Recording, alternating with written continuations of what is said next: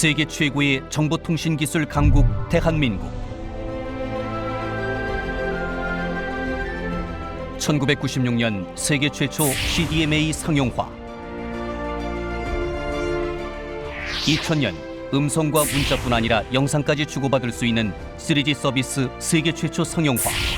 2013년에는 LTE, 2014년에는 3밴드 LTE를 선보이며 세계 통신 시장에서 첨단 기술을 주도하고 있다.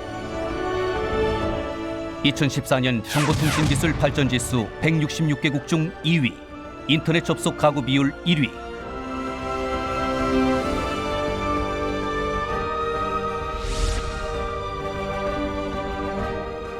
(1590m) 높이의 한라산 백록담부터 지하 65m까지 전국 어디서나 터지는 통신망.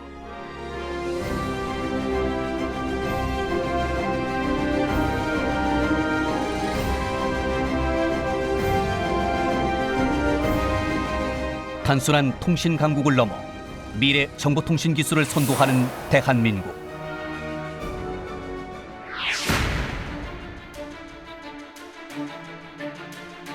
불과 40년 전 대한민국은 세계 최하위 수준의 통신 후진국이었다.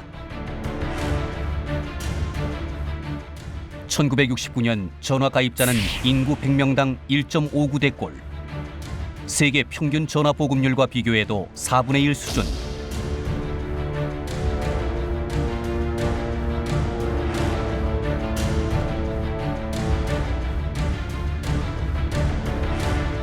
(1970년대) 농촌 지역의 경우 마을을 통틀어 전화기가 한 대인 경우도 있었다.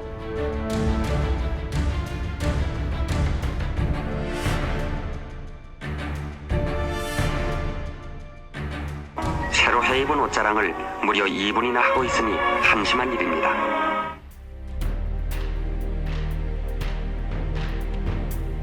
전화기가 부족하다 보니 가장 중요한 통신 예절은 용건만 간단이었다. 심지어 공급이 수요를 따라가지 못하자 정부가 전화 매매를 제한하기도 했다. 1970년대 전화기 한 대 값은 260만 원이었다. 당시 서울 시내 50평짜리 집값이 230만 원, 포니 승용차 가격이 220만 원 선이었으니 전화기는 그야말로 집이나 자동차도 따라오지 못할 고가품 중의 고가품이었던 것이다.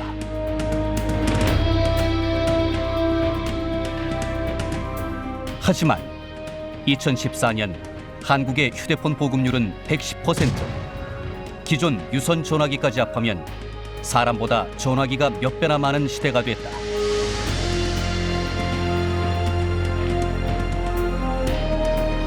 이처럼 탄탄한 국내 통신 시장 덕분에 우리 기업들은 공격적으로 신기술 개발에 나설 수 있었고, 그 결과 대한민국은 세계가 놀라는 IT 강국이 될 수 있었다.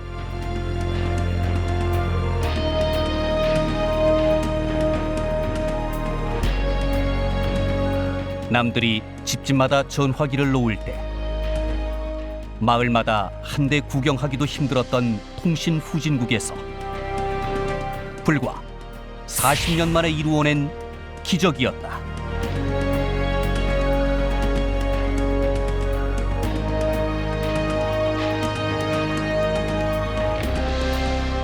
그 기적을 이끌어온 원동력은 바로 대한민국의 방위 산업이 있었다.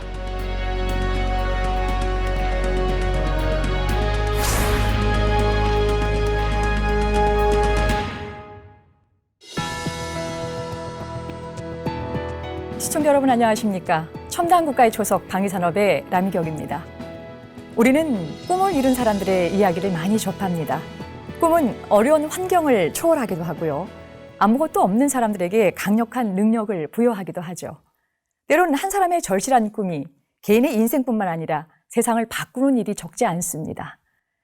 오늘은 바로 그런 이야기를 나누고자 네 분 모셨습니다. 먼저 국방과학연구소 소장을 역임하신 서정욱 전 과학기술부 장관 나오셨습니다. 네, 안녕하십니까. 국방과학연구소 부소장을 역임하신 구상해 박사님 모셨습니다. 안녕하십니까. 역시 국방과학연구소 소장을 역임하신 황혜웅 박사님 모셨습니다. 안녕하십니까. 마지막으로 건국대학교 방위사업학과의 서우덕 교수 함께 하시겠습니다. 안녕하십니까. 네, 오늘은 방위산업 육성회와 통신전자 장비에 대해서 이야기 나눠보겠습니다. 서 박사님, 이제 72년 2월하고요. 10월에 이제 방위산업 육성회가 열렸는데요. 이제 본격적인 이야기로 들어가기 전에 잠깐이라도 좀 짚고 넘어가야 할 것 같은데 이 방위산업 육성회의의 배경 또 주요 결정 사항 어떤 것들이 있는지 좀 설명을 부탁드리겠습니다. 예, 1971년도 말에 1차 번개 사업이 착수가 됐고 아주 성공적으로 완성이 됐습니다. 그래서 2차 번개 사업이 규모를 좀 확대해서 그 다음에 3월까지 완료하는 걸로 이제 계획을 추진하고 있었고요. 근데 그렇게 하다 보니까 방위 산업의 육성 방향을 확실하게 정립을 해야 되겠다 하는 그런 필요성이 생겼습니다. 그래서 박정희 대통령 주재로 당시 국무총리, 경제부총리, 또 경제부처 장관들, 국방부 장관, 과기처 장관, 그리고 국방과학연구소장 이런 분들을 멤버로 해서 1차 방위사업 육성회의가 1972년 2월 달에 개최가 됐습니다. 그래서 그때 주제가 이제 군산학 삼위일체 된 국가 총력 체제로 이 방위 산업을 추진하고 육성한다 하는 그런 기본적인 방향으로 회의가 주제가 됐고요. 그때 결정된 주요 내용이 이제 첫째는 병기 개발의 기본 방향을 어떻게 할 것이냐 하는 것, 그다음에 생산 체제를 어떻게 할 것이냐 하는 것, 그다음에 국가적인 기술 동원 체제를 어떻게 할 것이냐, 이 세 가지가 그때 큰 주제로 다루어졌습니다. 그때 결정된 사항이 병기 개발 방향은 ADD를 중심으로 군산학 국가 과학기술 역량을 총동을 한다 하는 그런 기본 개념을 잡았고, 그 다음에 이제 그 당시에 지금까지 쭉 말로 되던 민수와 군수 이런 것을 병행한다 하는 것을 처음으로 이제 공식적으로 이 자리에서 분명하게 민수, 군수 병행해서 하는 것으로 그렇게 했고, 그렇게 하면서 국방 규격하고 민수 규격도 최대한 통일하는 그런 방향으로 그렇게 정립을 했습니다. 그래서 그 당시에 이제 부품 위주로 하는 그런 산업은 이제 민간 기업 중심으로 그렇게 특화해서 이렇게 지정을 하도록 그렇게 했고, 다만 이제 전체 조립하는 체계를 조립하는 시스템을 조립하는 그런 부분은 군의 공창에서 담당하는 그런 방향으로 했었는데, 이 부분은 나중에 이제 그렇게 하는 것이 좀 효율적이지 않다. 일본이 이제 정부에서 공창을 만들어서 하는 그런 체제를 처음에 했는데 그것이 이제 좀 별로 효율적이지 않다는 그런 지적들이 있고 해서 민영화를 추진했습니다. 나중에 우리나라가 이거 정부에서 운영하는 거 바람직하지 않고 체계조차도 전부 민에서 하도록 하자, 그런 것은 나중에 좀 이루어진 부분이고, 그 다음에 이제 생산 공장의 위치도 그 당시 전략적인 그런 상황을 고려해서 대전 이북에 하나, 또 똑같은 거를 또 대전 이남에도 하나, 이런 식으로 좀 분산해서 하는 그런 방침도 정해지고 해서 그 당시 1차 회의에서 우리나라의 실질적인 방산 육성의 기본 골격이 잡혔다, 그렇게 볼 수 있고요. 그 다음에 이제 한 8개월 지나서 10월 달에 2차 방산 육성 회의가 열렸는데, 그때는 1차에서 정해졌던 부품별로 특화시키는 그런 원칙에 따라서 실제로 업체를 지정을 했습니다. 각 분야별로. 그때 지정된 업체가 약 29개 정도 되는데 지정을 했고, 또 그때 또 중요한 결정이 이 방산을 하게 되면은 정부가 이제 물건을 사줘야지 되는데, 다른 그 제품들은 시장에서 수요와 공급의 원리에서 가격이 결정되고, 이제 거기에서 이윤이 이제 생성이 되는데, 이 그 변기 같은 경우는 뭐 정부가 사서 이윤을 보장해주지 않으면은 달리 방도가 없기 때문에 정부가 법적으로 이거를 이제 이윤을 보장해줄 수 있도록 원가 관리 체제를 그걸 도입을 했습니다. 그래서 실제로 개발하고 생산하고 만드는 데 들어가는 비용을 실발생 비용을 다 고려해서 그 원가를 쳐주는 그런 제도를 도입을 했고, 또 마지막으로 이제 군의 가학화를 위한 뭐 기술 하사관 양성, 기술 장교 양성 이런 부분들이 좀 집중적으로 거론이 됐었습니다. 예, 이제 두 차례에 걸쳐서 열린 이제 방위산업 육성회의에서 이 방위산업의 아주 큰 그림을 그렸다는 이제 말씀을 좀 주셨는데요. 이제 실제 이 회의에서 어떤 병기나 혹은 또 이 장기 개발을 착수한다는 이런 계획이 좀 있었나요? 어땠나요? 일단 이제 그 당시 목표가 북한의 위협을 이제 염두에 둬야 되기 때문에 그 예비군 사단에서 쓰는 무기라도 일단은 국산화를 시키자 하는 그런 목표 하에서 그 개인의 그 소총, 또 분대, 소대, 중대 같은 그 소규모 단위에 들어가는 병기부터 먼저 개발하는 그런 그 방침이었습니다. 그래서 뭐 소총, 기관총, 박격포, 수류탄, 뭐 지뢰, 그리고 또 개인 그 장거리 철모라든지 뭐 방독면 같은 이런 그 부분들을 먼저 개발하는 것으로 했었습니다. 예. 예. 그리고 그 당시에 이제 그 2월 방산회 때 결정된 그 중에서 번개 사업을 통해서 그때 추진하지 못한 것이 통신전자, 통신장비 부분은 이제 번개 사업에서 좀 빠졌었어요. 근데 그 부분이 중요하기 때문에 그 2월 회의에서 무전기도 개발해야 된다 하고 포함을 시킨 부분이 있습니다. 예. 그중에서 오늘은 우선 국산 무전기 개발사를 알아보겠습니다. 오늘 자리하신 서정욱 박사는 그야말로 한국 전기통신개발사, 그중에서 무전기 개발의 아버지라고 일컬어질 수 있는데요. 우선 방위산업 육성회가 진행되었었고, 또 번개 사업이 한참 진행이었던 1972년, 서정욱 박사께서는 그 당시 공군 소령으로 복무하고 계시면서 이 무전기 개발에 충실하셨던 걸로 볼 수 있는데요. 그 당시 그 상황을 좀 총체적으로 말씀해 주시겠습니까? 원래 저는 어렸을 때 유년 시절부터 소년 시절부터 중학교, 고등학교, 대학 쭉 나오면서 항상 이 무전기와 관련된, 라디오라고 생각하시면 돼요. 라디오와 관련된 취미를 가지고 성장을 했어요. 그러니까 우리나라는 정말 성냥 한 통도 제대로 못 만드는 나라였을지 모르지만 저 개인으로서는 어떤 혜택이 있었는가 하면 세계에서 최고도의 기술을 가지고 있는 또 방대한 국방력을 가지고 있는 미국의 무전기를 항상 가지고 놀았어요. 그건 이제 요새는 이제 없어졌습니다만 옛날엔 장사동에 그런 고물상들이 있었는데 거기에 거의 매일 가다시피 하면서 신기한 물건, 손엔 들었지만 뭔지 모르는 물건을 보고 컸습니다.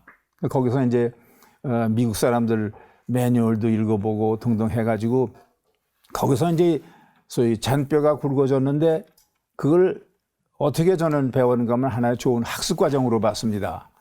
왜 이 무전기는 이렇게 설계가 되었는가? 또 이 무전기는 왜 이렇게 가벼운가?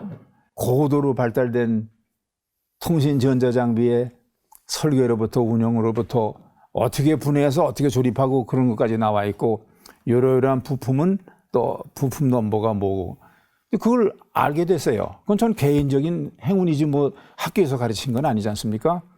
이제 그런 걸 가지고 이제 연구소 생활을 하면서 후배들을 이제 막 이렇게 가이드 하니까 상당히 그 발전 속도가 빠를 수밖에 없죠. 예. 구 박사님 당시 우리 이제 한국의 과학 기술 수준을 누구보다도 이제 많이 아셨을 테고 또 그 당시 이제 많이 이제 해외에도 이제 많이 나갔다 오셨을 텐데요. 지금이야 우리나라가 이제 세계 최고의 정보통신 기술을 가지고 있다라고 해도 이제 과언이 아닐 만큼 됐는데요. 당시 우리 기술을 한번 고려해 봤었을 때 이 무전기 개발에 나서는 것이 과연 조금 이게 맞는 일이었습니까? 어땠습니까? 60년대 그 공부할 때만 해도 트랜지스터가 막 상품화되기 시작해가지고 물론 그 개수형 디지털 컴퓨터가 이제 출시가 되고요. 그래서 진공관이 일반 민수 상품에서도 말할 것도 없고 군용 상품 미국이라는 선진국에서는 진공관이 트랜지스터로 대체되고 있었고, 그리고 애날로그 시대에서 당연히 이제 디지털 시대로 이렇게 참 변화되고 있었을 때입니다. 그래서 이 미국에서도 그 이런 지금 말씀하신 그 분소대 뭐 통신기술부터 시작해가지고 거의가 트랜지스터화. 월남 전쟁 때만 해도 아마 트랜지스터로 그 무전기가 군에 보급되고 이랬었는데, 우리 군에 그때 그 무전기는 우리 서장원께서 실태 조사를 그때 군에서 좀 하셨는데 이게 50년대 군원품이란 말씀이에요. 그러니까 또 세상에서 제일 빨리 변하는 기술 중에 하나가 전자기술하고 컴퓨터 기술입니다.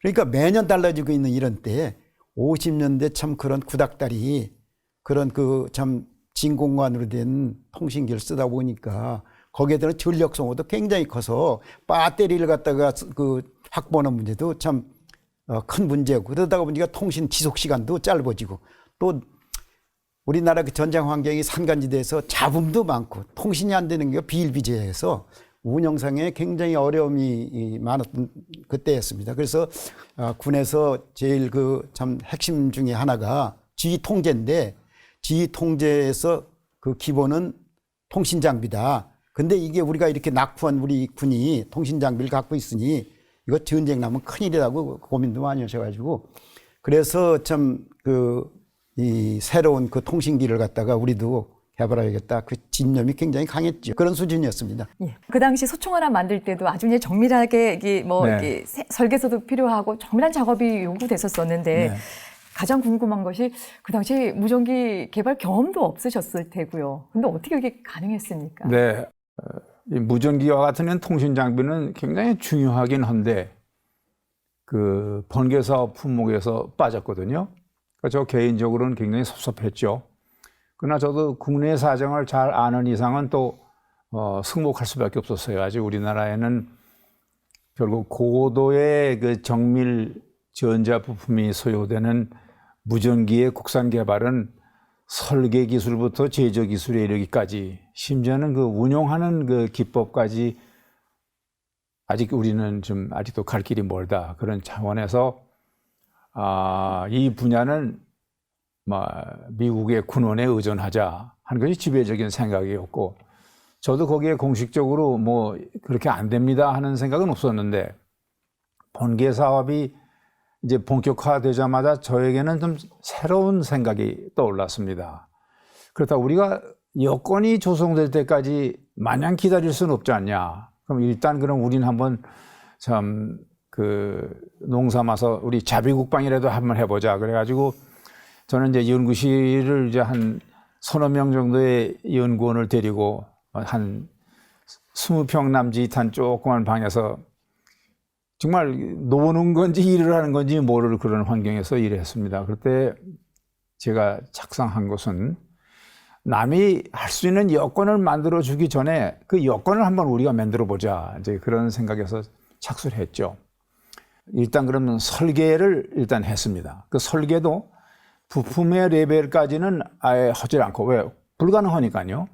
그래서 시스템 설계를 먼저 했죠. 그래서 시스템 설계를 해놓고 이것을 한번 실현해 보자 하는데 뭐 보통 어려운 문제가 아니지 않습니까? 그래가지고 겨우 이제 천신만고 끝에 그 이제 연구 개발 그 초안을 만들었는데, 그건 누구한테 얘기도 할 수 없고요. 왜냐하면 잘못하게 되면은 그 정부가 하는 지시를 따르지 않는 결과가 될 수 있거든요. 아직은 시기상조니까 기다려라 하는데 뭘 한다고 나서는 것도 조심스러워서, 그러나 우리가 한번 해보자 그래가지고 이미 돼 있는 시스템은 도입을 했어요. 이를테면 발전기라든가. 근데 마지막으로 다층 회로기판, 우리 PCB라고 그러는데 그런 거는 국내에서 만들지 않으면 안 되거든요. 근데 그것도 이제 선배나 이런 그 기업의 요로를 통해서 일본 분들한테 뭐라는 건 얘기 안 하고 그 설계 도면만 줘가지고 만들어 오고, 그래서 시스템을 먼저 구성해보자. 통신의 역사는 전기 문명 이전과 이후로 나뉜다.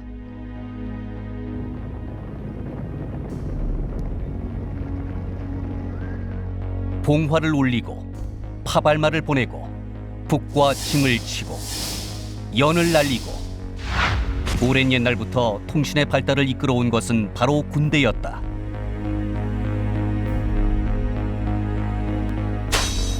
그리고 전기 문명이 시작된 이후 통신은 빛의 속도를 장착한다. 1843년 모스 부호가 처음 사용되고 1876년 알렉산더 벨은 전화기를 발명하며 인류 통신 역사의 전환점을 만든다.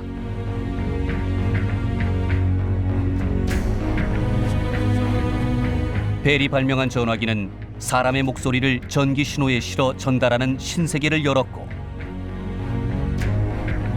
이 기술은 무전기의 발명으로 이어지며 군대의 통신에도 새로운 시대를 열게 된다.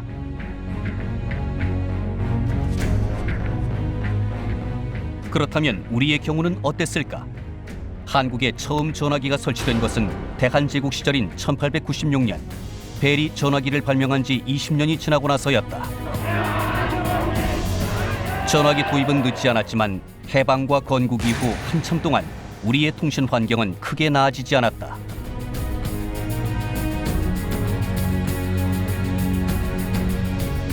(70년대) 초까지 국내에서 무전기를 만들 기술이 없었고, 국군은 미군이 남기고 간 낡은 무전기를 사용해야 했다. 하지만 그나마 부속품이 없어 고장이 나도 정비를 할 수 없었다. 1966년 일간지에 보도된 파월 장병의 편지. 밀림에서는 A급 무전기라도 평상시에 통달거리의 절반밖에 안 통하는데 한국에서 여러 해 동안 써오던 무전기를 갖고 와서 그대로 사용하니 고장투성이입니다.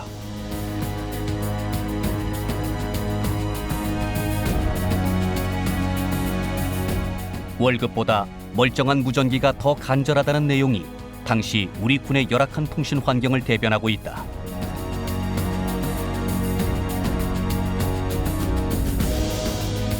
(1971년) ADD의 서정옥 박사는 전군의 통신기기 상황을 점검했다.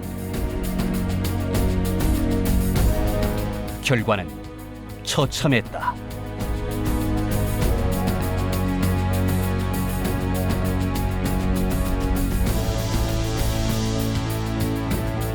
통신이 불가능한 군대는 당연히 전투도 불가능하다. 당시 우리 군의 통신 장비는 열악한 수준을 넘어 위험한 수준이라는 게 옳았다. 그 위기의식에서 한국형 무전기 개발이 시작된 것이다. 그 당시에 이제 지금 서 박사님께서 갖고 계셨던 그 설계대로 곧바로 네. 하니까 무전기가 좀 만들어졌나요? 그 당시 보면은 그 이제 무전기 만드는 공장도 없었을 테고요. 그렇게, 또 ADD 소속에서 네. 공식적인 연구 과제도 아니었을 테고. 네, 이미 기성품이 있어가지고 가용한 거는 가용한 대로 쓰고 또 일부 특수하게 부탁해서 주문할 건 주문하고 또 그 안에서도 이제 국산으로 될 수 있는 게 가만히 보니까 유일하게 이게 주물보서 알루미늄으로 마그네슘으로 이게 주물보 가지고 무전기의 수용함을 만드는 거. 그랬더니 어떤 분들은 아니 무전기 개발하라고 그랬지 다이캐스팅 연습하라고 그런 거냐? 그래서 아닙니다. 이 무전기가 제대로 된 무전기가 되려면 다이캐스팅부터 샌드캐스트부터 등등 해가지고 이런 기계적인 여건을 갖추지 못하면 쓸모가 없습니다. 그래도 이제 반신반의죠. 그래서 이제 일단 이제 시제품을 몇 개 만들어서 이제 어느 군부대에다 주어가지고 이제 시험 평가를 야전 운영 시험을 했는데 의외로 한 2달 후에 저한테 돌아온 기계는 뭐 페인트도 전문적으로 한 소위 그 페인팅이 아니기 때문에 까지고 그랬지만 기본 성능이 살아서 돌아왔어요. 예. 그러니까 저로서는 아유 정말 기쁘기 한이 없죠. 그러나 이 기쁨도 어떻게 보면 몰래 한 건 아니지만 정식으로 인가된 사업이 아닌 데서 나온 그 결과물이기 때문에 얘기도 못하고 벙어리 냉가슴이죠. 당시 이제 청년 서정옥 소령이 이제 끊임없이 혼자 외롭게 이제 이 무전기를 개발하고 있었을 때요.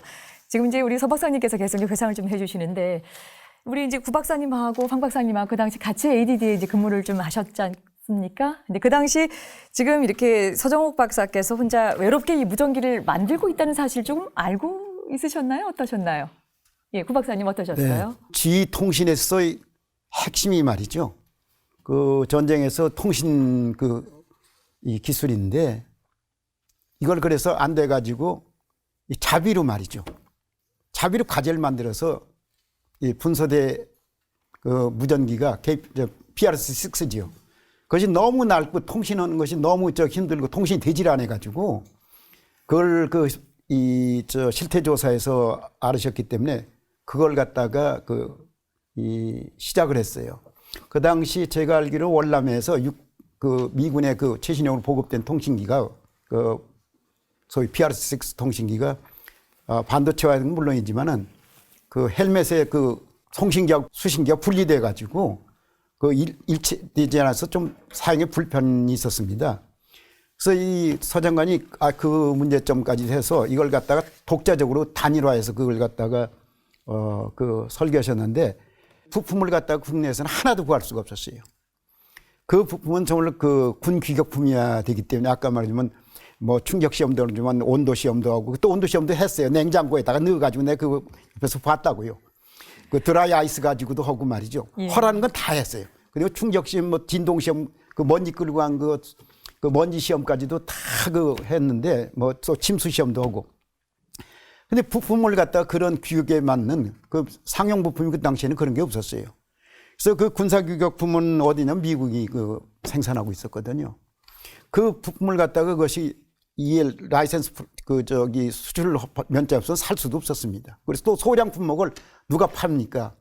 근데 하딘 그분이 전자공학을 전공하신 분이 돼서 그분이 참 그걸 보시고 정말로 설계도라든가 이걸 보고서는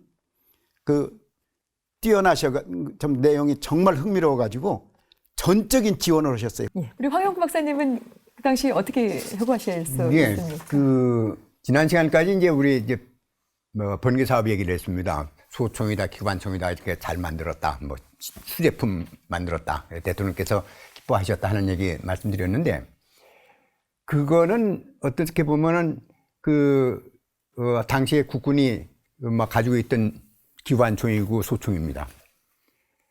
또 부품도 뭐 분해에서도 있었고 정비 유지 부품도 노후화가 됐고 낡긴 했지만 있었고 교범도 있었고 정비하는 방법도 있고 그런 상태에서 그대로 만들면 됩니다.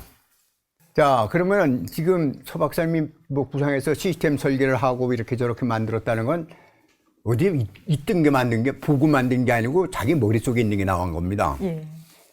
자, 그러면은 어떻게 다르냐? 물론 하나는 무전기고 하나는 기관총이긴 하지만 어떻게 다르냐 하면은 기관총을 이렇게 만들면 군에서 쓸 수 있는 기관총이 됩니다 하고 보여주고 있고 무전기는 그런 거 없이 자기 머릿속으로 나왔으니까 그거 정말 쓸 수 있냐? 그건 아무도 모릅니다.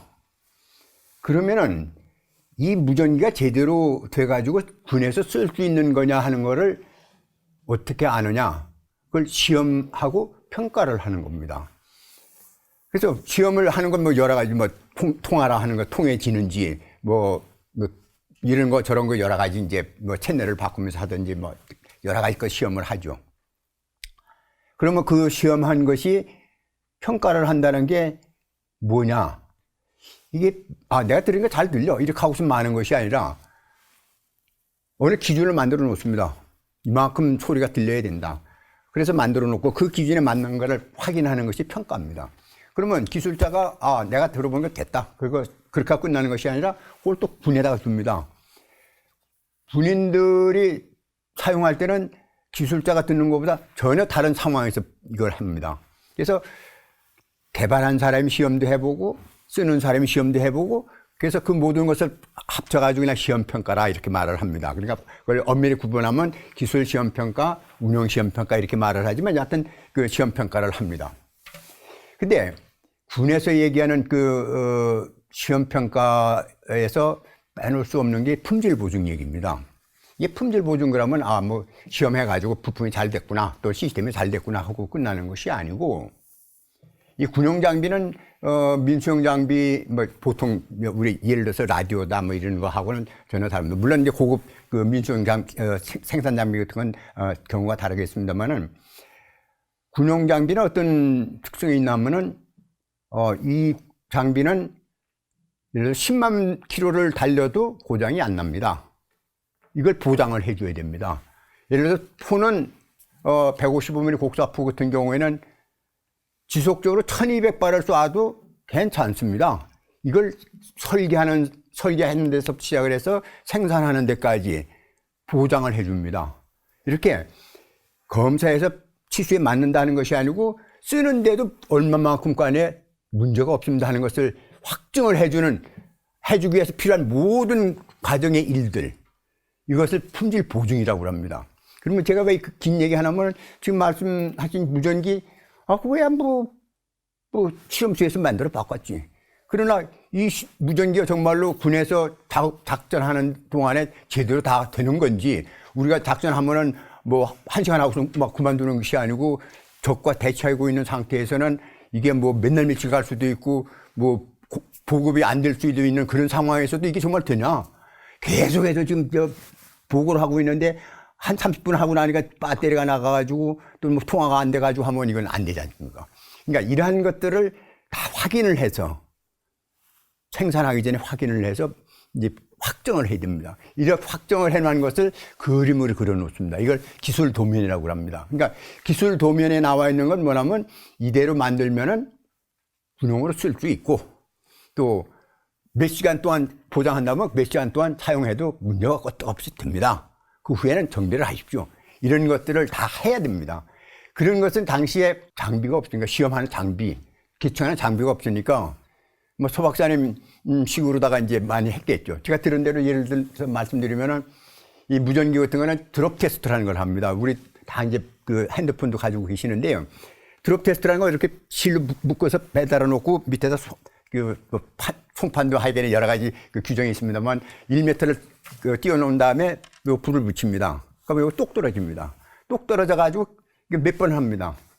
이제 보통 하게 되면 이제 우리가 이제 제 기억은 아마 120번 걸로 기억하는 120번을 해도 깨지지 않아야 됩니다.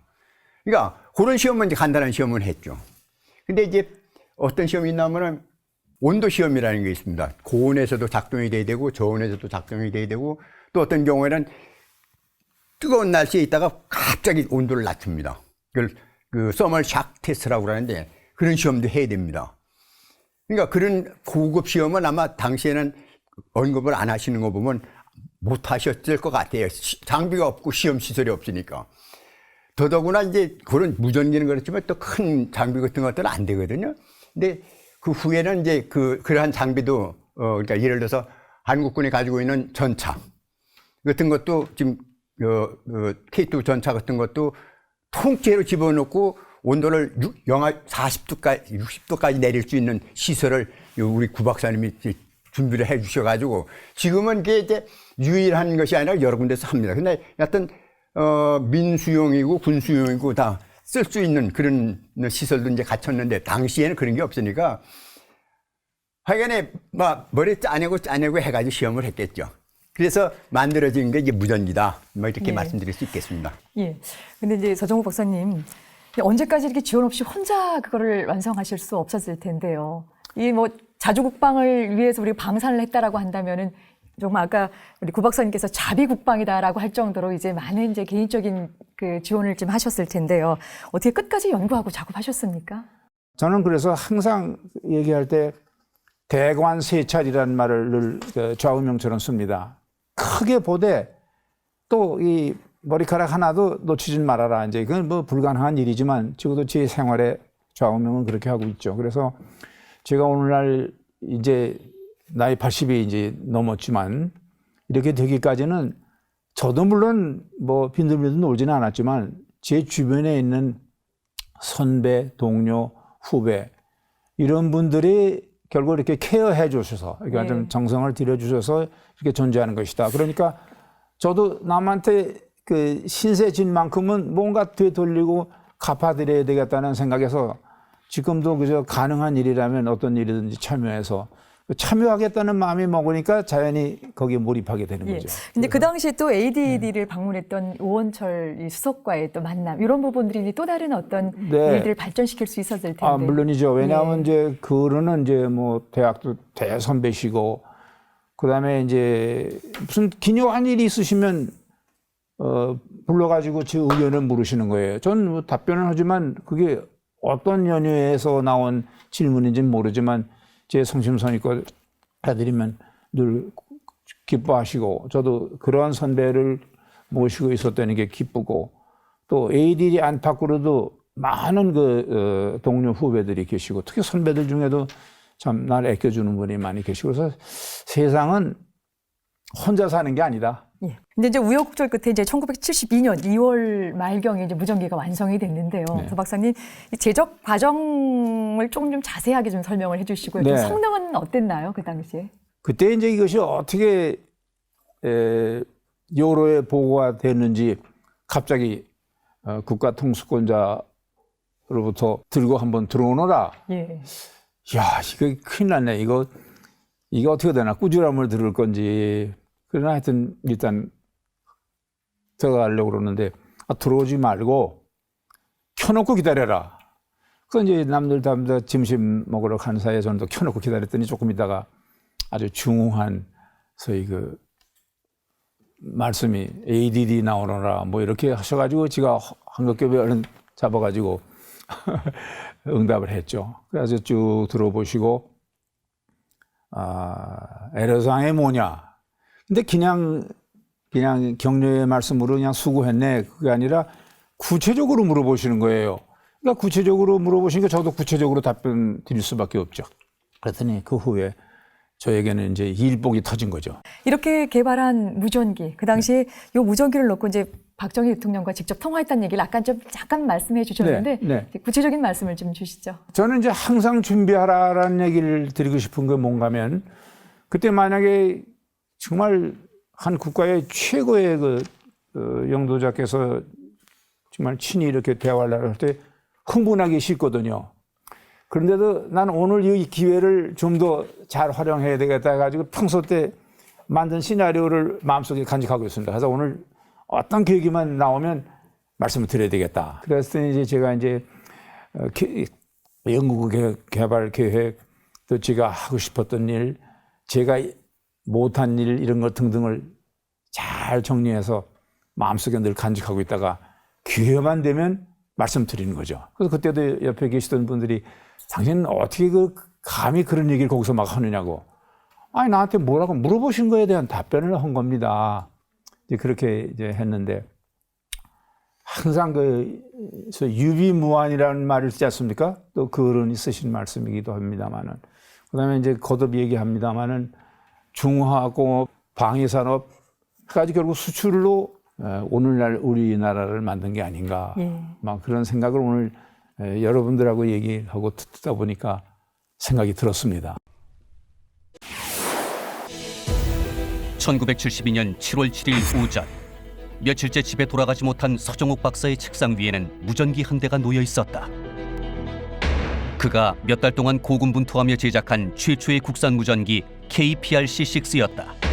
잔뜩 긴장한 표정으로 바라보던 그 무전기에서 갑자기 낯익은 목소리가 흘러나왔다. ADD 나와라. ADD 나와라 오바. 여기는 ADD 서정욱이다. 말하라 오바. 서 박사, 나 대통령이야. 이거 아주 소리가 깨끗하구만. 임자가 고생 많았어. 오바. 잔뜩 긴장한 청년 과학자와 기쁨을 감추지 못하는 대통령의 짧은 대화. 그것이 국산 무전기를 사용한 최초의 통화였다.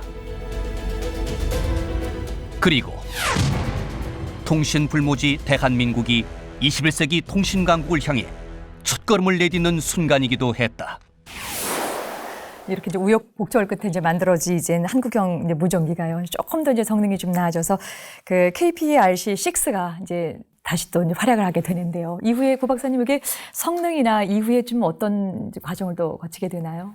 KPR6는 사실 PR6를 갖다가 한국 그 분소대 무전기로 만들었다고 해서 앞에다 코리아 자를 붙여서 KBR6로 이렇게 그 부호가 붙었는데 잠깐 먼저 말씀드린 같이 당시에 그 미군이 쓴 그 첨단 자기네들의 그 통신기 부담도 이걸 통합한 일체형으로 했고 그것이 이제 반도체화됐고 그리고 아까 그 전자기술만은 안 됩니다.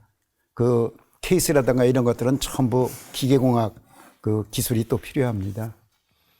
그런데 거기에서 이제 그 미국 사람들이 특히 높이 평가한 것은 이 해병대에서 이제 아까 그 부대 시험을 했습니다. 우리만 가지고는 안 되고 아까 그 서장관님 말씀한 것이 쓸 수 있는 물건을 만들어야지 그 형태 만들라는 건 아니거든요. 그러니까 군에서 좀 환영받는 그런 물건을 만드는 것이 그 연구원들의 하여튼 최상의 그런 그 목표입니다. 그래서 해병에서 극찬을 했습니다. 왜냐하면 그 전에 있던 PR6는 무게도 무겁고 통신 품질도 형편없고 그리고 그 지속 시간도 굉장히 짧고 그런데 아이언 가볍고 경소단박이에요. 그리고 채널 수도 훨씬 많고 그러니까 뭐 이게 한 가지만 좀 아니라 모든 면에서 이게 참 이런 그 무전기는 처음 그 병사들이 쓰다 보니까 아주 극찬을 갖다가 거기다가 평가서에 올립니다. 그래서 이제 그것이 발전해가지고 아까 이제 그 위에 있는 PRC-77을 갖다가 서 박사님 아니면 딴 사람에게는 안 된다 해가지고 맡아서 그것들을 개발했고요. 그래서 참 이 PRC 성능에 대해서는 정말 미국에서도 높이 평가한 그런데 나중에 이거에 대해서 정말로 종합평가하는 그런 코멘트 할 시간이 있으면은 그때 모아가지고 같이 말씀드리도록 하겠습니다. 네, 고맙습니다. 지금까지 서정욱 박사님의 한국형 무전기 개발사 이야기를 듣고 있는데요. 황 박사님, 예. 우리 이 과정에서 이제 우리가 얻을 수 있는 교훈이 어떤 것이 좀 있을까요? 예. 군용 장비를 보면은 그 개발 책임자, 프로젝트 매니저, 프로그램 매니저의 그 성품, 인품, 생각, 능력 이런 것들이 다 녹아들어 있습니다. 이 개발 책임을 맡으시는 분들이 앞으로 맡게 되면 또 국민들 중에서 이런 것을 하게 되면 자기가 연구하고 개발하는 작품은 자기 인격이 다 들어간다고 생각을 하셔야 됩니다. 그러니까 나의 모든 것을 걸고서는 개발을 해야 된다. 이걸 배우셨으면 좋겠고요. 두 번째로 자기가 맡았다고 해서 우쭐대는 것이 아니라 정말 강한 책임의식, 목표를 달성해야 되겠다는 강한 의식, 이것이 있어야 됩니다. 그러니까 지금 무전기 이해가 됐습니다만은 그 무전기에 대해서 그냥 나는 소외된 사람, 번개 사업에 포함되지 않은 사람, 그러고 그냥 손 놓고 있었으면 태어나지 않았을 테고, 현재 우리 서 박사님도 이 자리에 있지 않았을 겁니다. 그것처럼 목표 달성에 대한 자기가 끝을 맺어야 되겠다는 그런 강한 의지를 늘 가져야 된다. 이게 기술적인 문제만 자기에게 닥쳐오는 게 아닙니다. 여러 가지 문제들이 닥쳐옵니다. 계약한 사람도 그렇고, 같이 일하는 사람들도 불평하고, 윗사람도 불평하고, 하여간 많은 그 불평과 불만과 이러한 것들을 잘 슬기롭게 다듬어 가면서 끌고 나가는 능력. 기술적으로 보면은 어느 것을 택할 건가, 돈을 더 들일 건가, 문제가 생겼을 때 그러면 기술을 더 넣을 건가, 시간을 더 넣을 건가, 이러한 것들에 대한 트레이드 오프, 이러한 것들에 대해서 강한 의지, 내가 해내야 되겠다는, 해야 되겠다는 그런 의지를 기르는 것이 꼭 필요하다. 저는 그렇게 생각을 합니다. 그리고 무엇보다도 이런 프로젝트에서 미리 준비하는 것, 아까 서 박사님도 얘기하셨지만 미리미리 준비하는 것, 이거 굉장히 중요합니다. 미리미리 공부해야 됩니다. 미리미리 자기가 자료를 모으고 생각을 하고, 꼭 그것이 아니다 하더라도 유사한 것에 대해서 관심을 가지고 들여다봐야 된다. 이런 것 제가 말씀드리고 싶습니다. 네.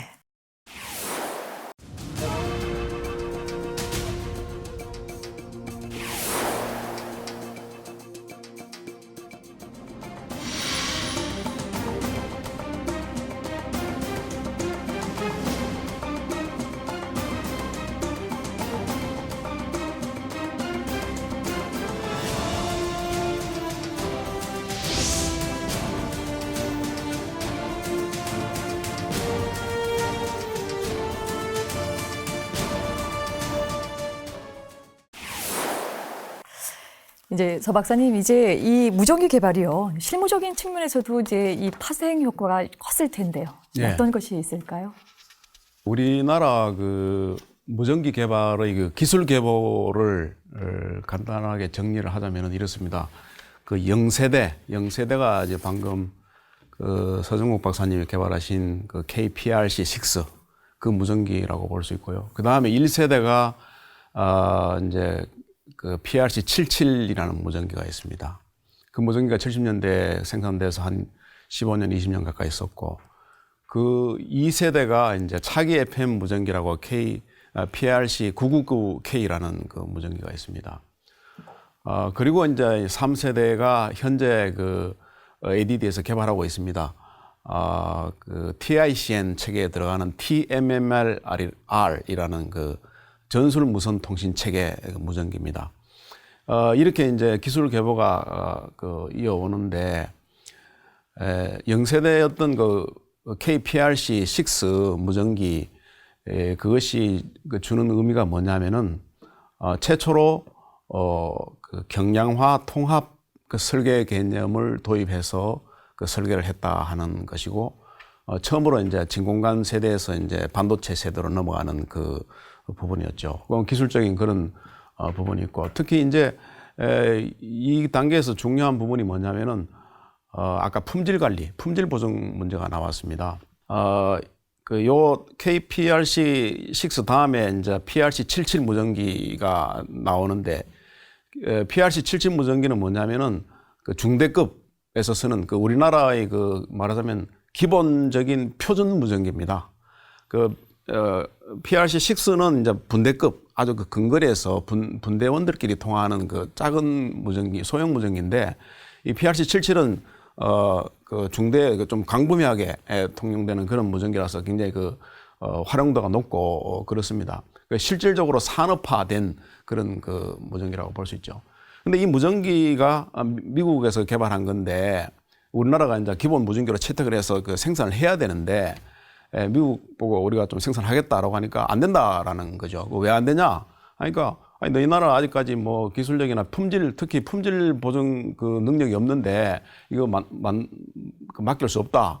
그 배경이 뭐냐면은 그 직전에 이제 대만이 이 PRC77 무전기를 그 미국하고 같이 생산을 했어요. 근데 해서 이제 미군이 서보니까 이거 뭐 성능도 잘 안 나오고 또 고장도 작고 뭐 규격도 안 나오고, 그러니까 이거 믿을 수 없어가지고 중간에 생산이 중단되어 버렸습니다. 그러니까 뭐 너희 한국도 뭐 마찬가지일 텐데 못 주겠다 이제 그런 거였죠. 그래서 그때 이제 이 KPRC6 그 서 박사님이 개발한 이 무전기 갖다 놓고, 자 봐라, 우리가 만든 거다. 그래서 그 우여곡절 끝에 이제 결과적으로 아까 잠깐 말씀하셨습니다만은, 좋다 그러면은 이 PRC77 무전기를 생산하도록 하는데 조건이 뭐냐면은 그 ADD의 서정국 박사 팀이 품질 보증을 하는 조건으로 이제 생산을 허락한다. 그렇게 해서 이제 이 PRC77 무전기가 우리나라에서 생산되기 시작했습니다. 그때 그 OPC 그 동양정밀 그 공업에서 생산했는데, 그래서 이 무전기가 이제 생산되기 시작하면서 우리나라 무전기의 기본 그 생산 체제가 갖추어졌고, 그를 통해서 품질 관리 또 생산 기술 이런 것이 정착이 됐었죠. 그러다가 이제 그 다음 세대가 아까 말씀드린 차기 그 FM 무전기 PRC999K인데, 이 무전기는 이제 90년대 그 ADD 그 이상철 박사님 팀이 개발했어요. 이게 어떤 무전기냐면은 우리나라가 이제 세계적인 히트 상품으로 낸 휴대폰 CDMA 부호 분할 다중 접속 방식을 쓰는 그 기술인데, 이게 세계 최초로 군용 PRC999K에 적용이 된 겁니다. 그래서 이 군용 무전기에 이 CDMA 기술이 적용이 돼서 성공적으로 한 것을 가지고 이제 민수로 나가서 휴대폰에서 성공을 해서 세계적으로 히트 상품이 된 거죠. 그래서 그런 그 기술적인 그 부분에 있었고, 그리고 이제 지금 현재 개발하고 있는, 아직 뭐 개발 아직 완료는 안 됐습니다만은 TMMR이라는 전투 무선 그 통신 체계에 들어가는 그 기술도 전투 현장에서 무전기끼리 인터넷이 될 수 있도록 만든 그 무전기예요. 아직까지 그 미국이나 뭐 이스라엘은 세계 선진국에서도 개발하지 못한 그런 부분인데 우리나라가 거의 이제 개발해가는 그런 과정이 있고 그래서 이런 무전기의 개발 역사, 계보 이런 것이 뭐 우리 세계적인 우리 히트 상품도 내는 그런 기원이 됐고 또 요 무전기 분야뿐만 아니고 아까 품질 보증이라는 그 관리의 그 경험 그걸 통해서 야 이게 품질 보증 전자제품에서 품질이 얼마나 중요합니까? 뭐 주부들이나 또는 사용자들이 굉장히 민감하잖아요. 그래서 그런 부분을 그 당시에 그 품질 보증이라는 그 과정을 엄격하게 그 무전기를 통해서 겪었기 때문에 이제 민간 그 산업에서도 그걸 경험 삼아서 확실한 어떤 토대를 구축할 수 있었다 하는 그런 말씀을 드리고 싶습니다. 이게 지금 깜빡 잊어버렸는데 섭섭해야 할 사람이 계셨는데 사실은 군대에서 이런 통신 전자 장비를 열심히 한 그 근거를 가지고 물건을 어떻게 품질을 보증하며 어떻게 시험 평가하며 연구 개발 관리는 어떻게 하며 그런 걸 배운 지식을 민간 산업에 접목시킨 것이 또 제 행운입니다. 여러분 잘 아다시피 집집마다 전화 놓고 아침에 신청하면 오후에 달아주는 그런 나라 만든 거. 그다음에 호주머니마다 핸드백마다 정말 뭐 가족이 하나씩 다 스마트폰 가지고 있지 않습니까? 저 스마트폰 가지고 다니지만 머리가 스마트하지 않아서 이제는 끌 줄 몰라가지고 아까 혼났습니다. 근데 이건 하나 이제 우스갯소리인데 결국은 방위 산업에서 얻은 지식과 견문 그런 경험이 민간 산업에 파급된 걸 보면 방위 산업 하느라고 비싸게 개발은 했지만 부품이나 그런 것이 그냥 대량 생산화돼 가지고 민간 산업에 쓰이고 수출도 하게 됐다는 거. 이거는 제가 꼭 한번 놓치고 싶지 않습니다. 요새 이공계가 좀 이제 시들하게 인기가 없다고 그러는데 저는 그게 마음 아프게 생각하고요. 예. 저는 이제 이런 기회에 어떤 부탁을 드리고 싶은가 하면 경제 지표상으로는 우리가 대단한 나라가 됐습니다. OECD의 랭킹을 보면요. 근데 그게 비기술적, 비경제적 나머지 요소에서는 우리가 앞서고 있지는 못하는 것 같아요. 여러 가지 도덕성이라든가 청렴성이라든가 그 분야까지도 우리가 OECD의 선두국가에 낄 때 예. 그때 가서 진정한 의미의 우리가 결국 선진국가가 되지 않겠는가 하는 생각이 들어서 여러분들하고 얘기하고 듣다 보니까 생각이 들었습니다. 알겠습니다. 말씀 잘 들었습니다. 오늘 함께한 네 분 긴 시간 수고하셨습니다. 대한민국이 세계를 놀라게 한 두 가지 속도가 있습니다. 그 첫 번째는 70년대 이후 달성한 경제 발전의 속도이고요. 그 두 번째로는 바로 90년 중후반 이후 정보통신 기술의 발전 속도입니다. 빠른 속도는 쉬지 않고 달리는 가속에서 얻어집니다. 남들이 부러워하는 우리의 속도 역시 불가능한 벽 앞에서 멈추지 않았던 수많은 과학자들의 정진에서 비롯된 것입니다. 첨단 국가의 초석 방위산업은 바로 그런 도전과 정진에 관한 이야기를 나누고 있습니다. 다음 이 시간에 또 다른 도전담을 가지고 찾아뵙겠습니다. 안녕히 계십시오.